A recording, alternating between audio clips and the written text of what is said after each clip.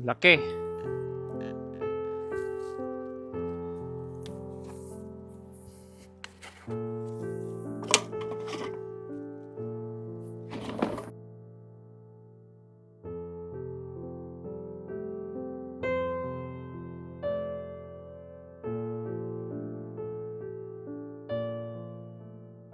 Hello, magandang umaga po sa inyong lahat. Kumusta po kayong lahat? Sana po ay nasa mabuti kayong kalagayan. At tara, samahan niyo ako. I-harvest natin lahat yung ating mga onion. Kasi mostly nag-bolt na kaya kailangan na silang i-harvest. Tapos magtatanim na tayo ng mga beans. Tapos yung ating mga marigolds, itanim na din natin. So, tara, harvest tayo ng mga sibuyas. Ito, na-prepare na natin yung ating paglalagyan. Dito sila, para dito sila mag-cure, dito sa labas. Tapos, ito yung iba na meron pa tayong natitira yung previous harvest natin. Hindi pa natin nauubos. Nako, ito, nabubulok na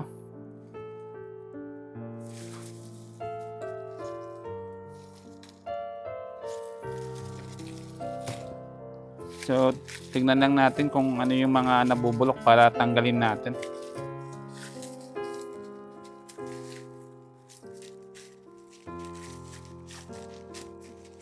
Yan. So far, okay na yung mga yan.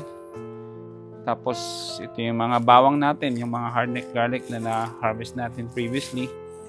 Yan, nagda-dry na sila. So, tara, harvest lang tayo ng mga sibuyas. So ito yung ito yung sibuyas natin. Meron tayong 4 na beds dito, tas isang container mamaya. Ito, mostly nagbo-bolt na yung mga to, kaya tanggalin na natin. Ito yung pangalawa. Yung pangatlo. Tapos ito na yung huling bed natin ng sibuyas. So, tara, harvest tayo.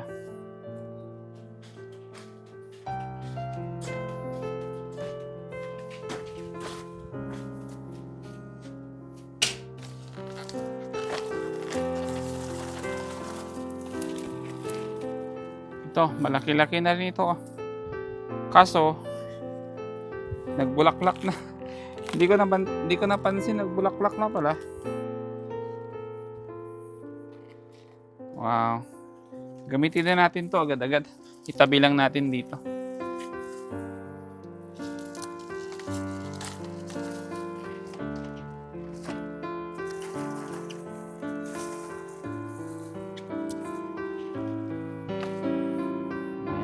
Okay naman. Decent size naman yung iba.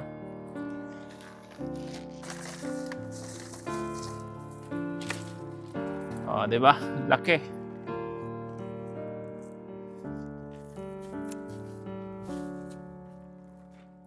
Laki niya, no?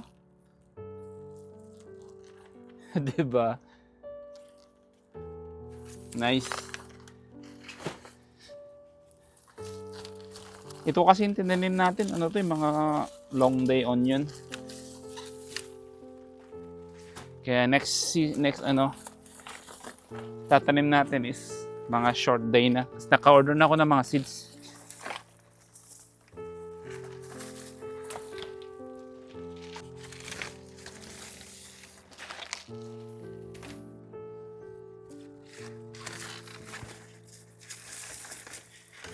Ito, ang laki din nito.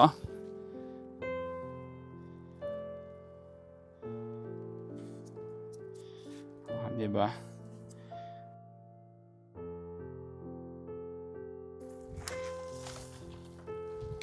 Sayang to, nabulok na Sayang, malaki pa man din.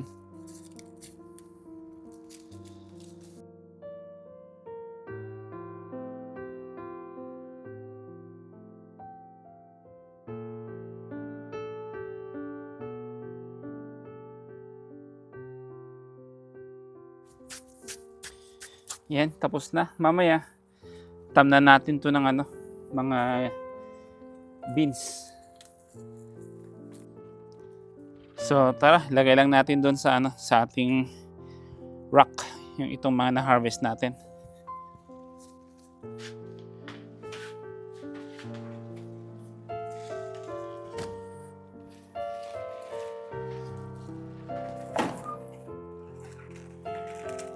Saan pa ba?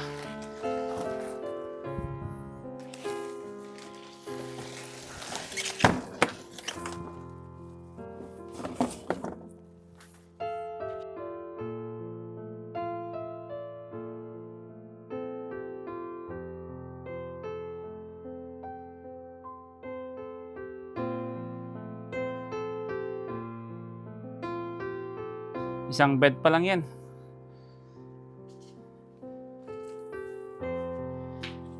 So tara, harvest pa tayo. So dito naman, mayroon tayong tinanim na mga San Marzano tomato. So dahan-dahanin lang natin para hindi ma-disturb yung mga roots nila.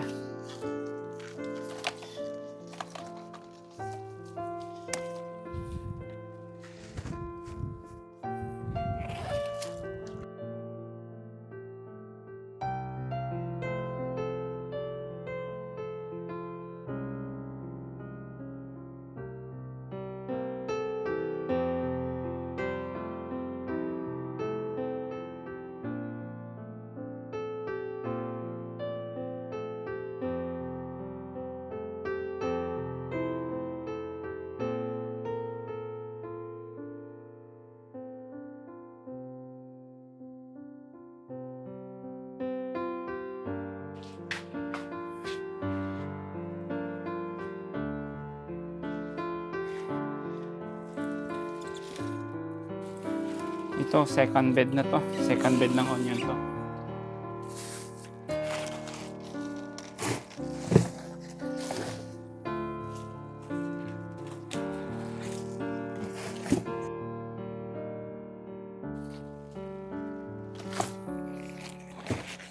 Yung maliliit, kunin na natin para ilagay, gamitin na sa kusina.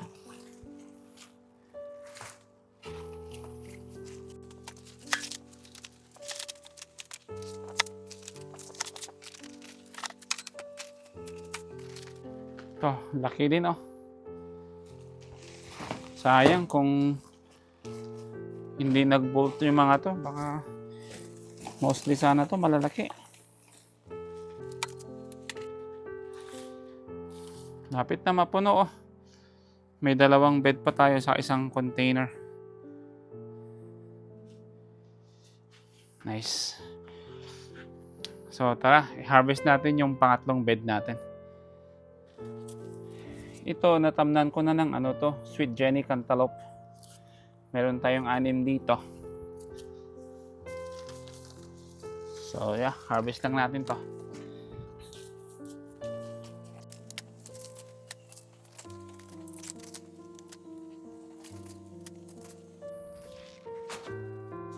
Dito, magtatanim tayo ng beans. Beans din dito. Or ano kaya? Maglagay tayo ng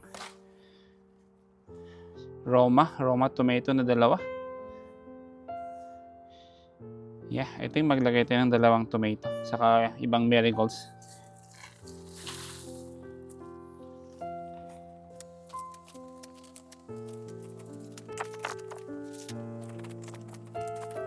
Yan.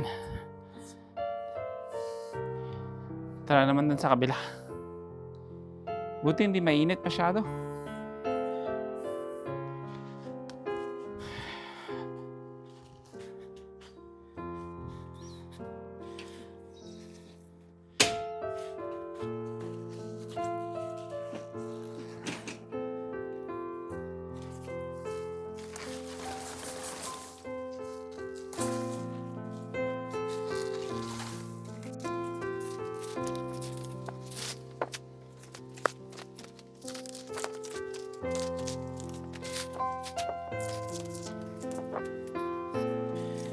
Okay, huli na to doon sa may container. So, tara.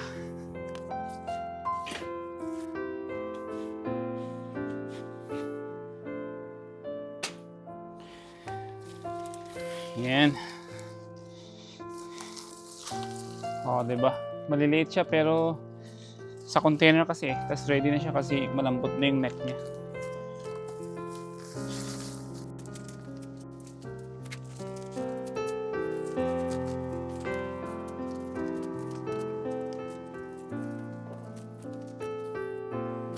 Ayan, tapos na. Tapos na tayo sa ating onion harvest. So tara, pa-cure lang natin yung mga to.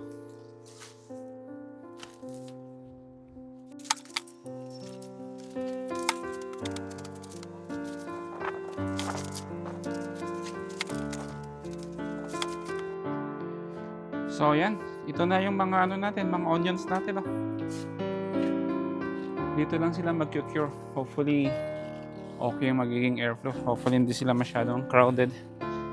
Kasi mamaya pag crowded mga hindi masyadong mag-cure.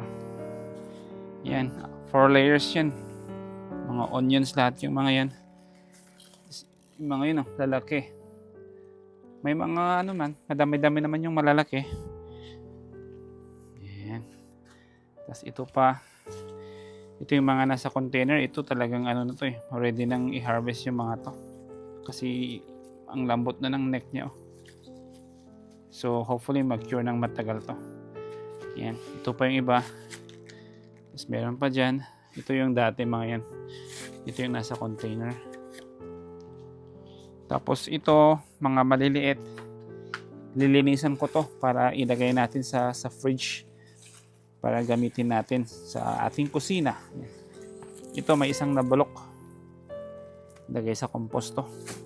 So yeah, tara harvest muna tayo ng compost. Tapos magtanim tayo ng mga tomatoes. Yan. Itanim natin yung mga tomato, ibang tomato. Itong mga eggplant. Tapos yung ating mga bush beans. So yeah, tara harvest tayo ng compost.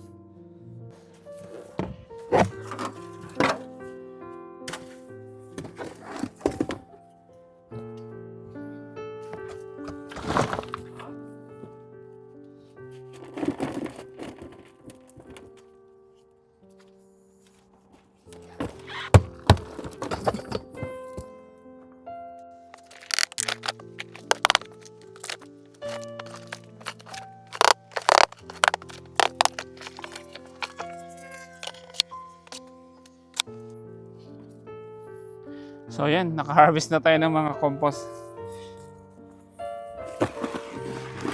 Di ba? So amen lang natin yung mga beds na yun tapos magtanim na tayo.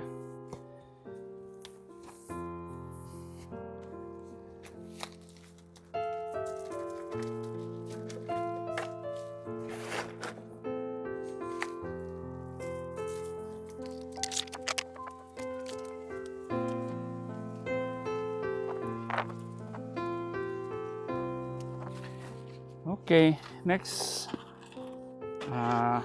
Ito. Antiqua bush beans. Mga bush beans yung mga to.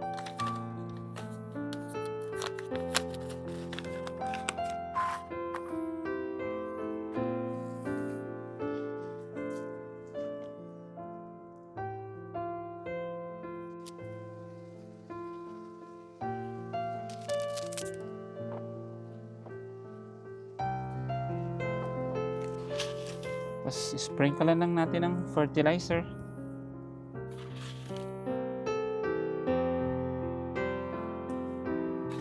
Garden tone.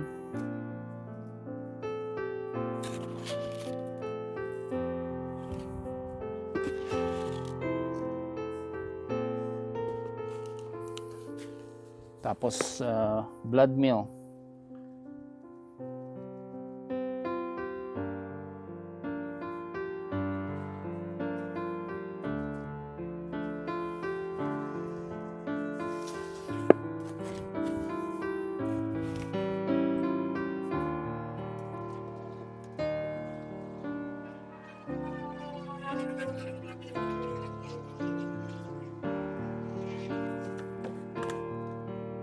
Sunod yung ating lagyan natin ng isang row na marigolds.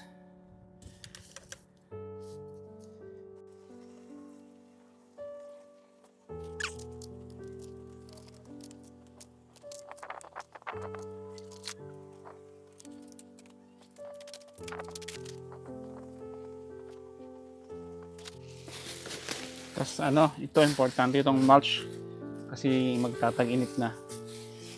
So dapat may mulch siya.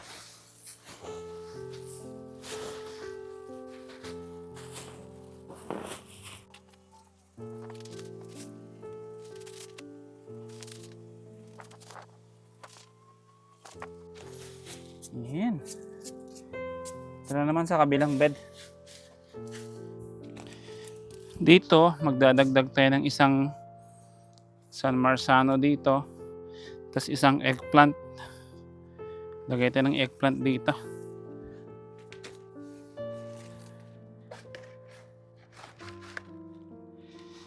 Lagay ng compost.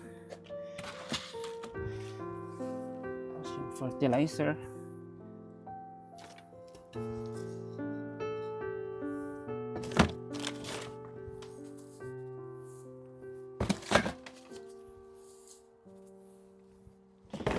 Ito, Nagasaki lang eggplant to.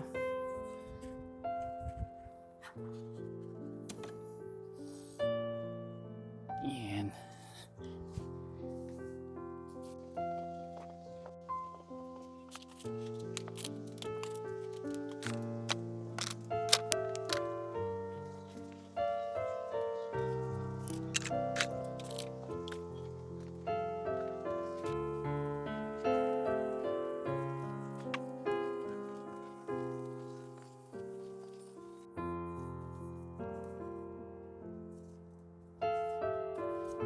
Okay. Tapos, lagyan natin ng mulch.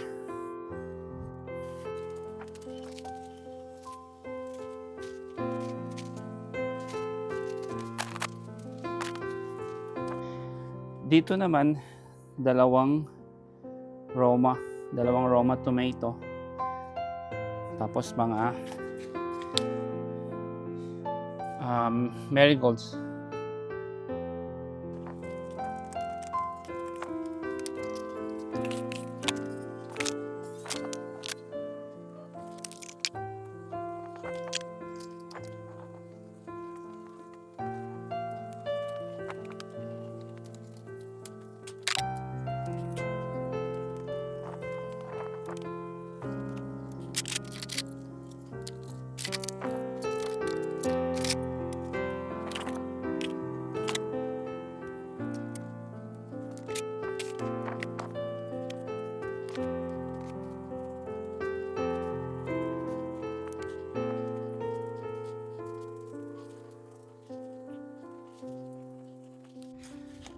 Okay, last na ito. Itong dalawang talong. Lagay natin dito sa area.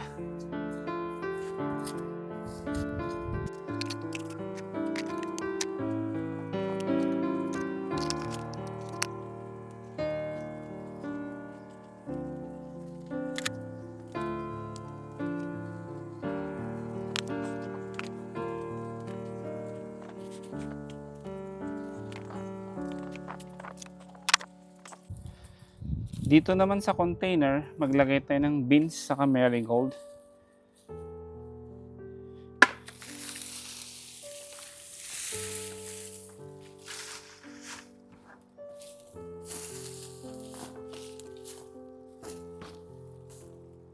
Amen lang natin yung soil.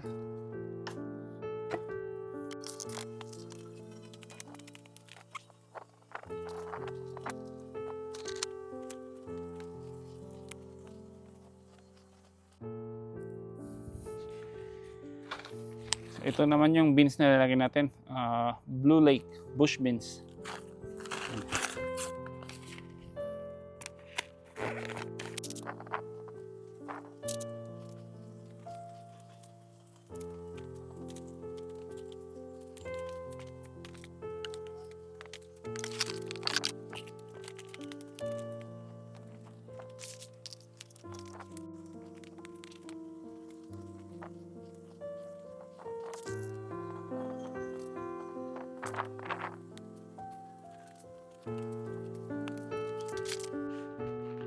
So, yan. Tapos na tayong mag succession plant sa ating mga eggplants, tomato, marigolds, beans.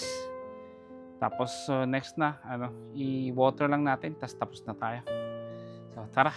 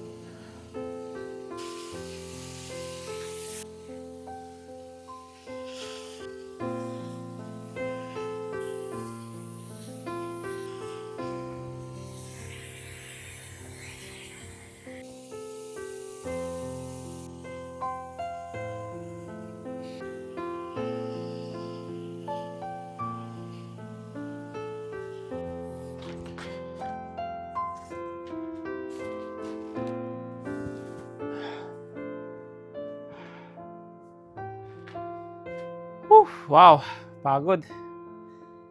So yan, tapos na tayo. Kinuha natin lahat yung ating mga sibuyas.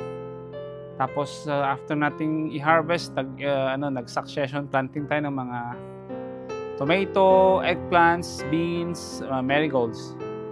Tapos ito nga, dami dito, mga harvest natin. Ipapacure lang natin dyan. So dyan siya magka-harden, mag-cure. Tapos dito din, madami din dito.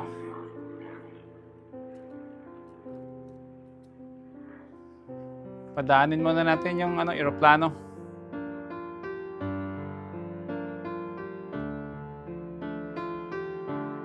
Yan. Tapos yung mga maliliit, ito. Dami nito. Yan. Ito yung gagamitin natin sa kusina pag kinailangan natin. Okay. Yan, tapos na. Salamat po. Salamat sa mga nanonood. Salamat sa mga nag-subscribe. Maraming salamat sa mga sumusuporta sa aming channel. Salamat po sa inyong oras para mapanood ang aming mga videos. Sana po nag-enjoy kayo and sana po hindi kayo magsasawa na panoorin yung aming mga videos. So, yan. Sige, next time garden tour ulit tayo. And ingat kayo palagi. God bless you always and see you again sa ating susunod na video. Sige na po, paalam na po.